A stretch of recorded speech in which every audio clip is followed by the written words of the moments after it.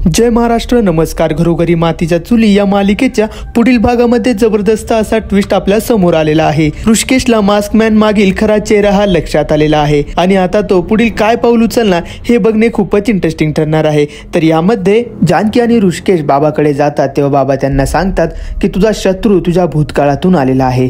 भूतकाळामध्ये तुझा जर कोणी शत्रू असेल तर या कागदावर त्याचं नाव लिही. आणि दुसरीकडे ऐश्वर्या जाऊन मायाला भेटते व विचारते तुझा आणि मास्कमॅनचा संबंध काय आहे माया.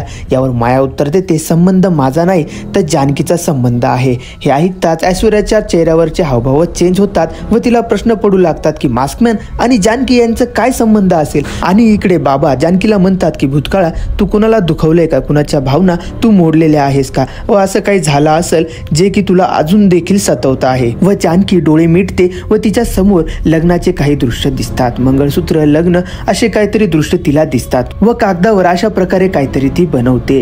हे बघताच ऋषिकेश मात्र आश्चर्याने म्हणतो मकरंद व जानकी देखील आश्चर्याने म्हणते म्हणजे तो परत आलेला आहे. जानकी देखील आपल्याला खूपच टेन्शन मध्ये बघायला मिळते. तर प्रेक्षकांनो मकरंद आहे तरी कोण? मकरंद म्हणजेच मास्कमॅन तर नव्हे.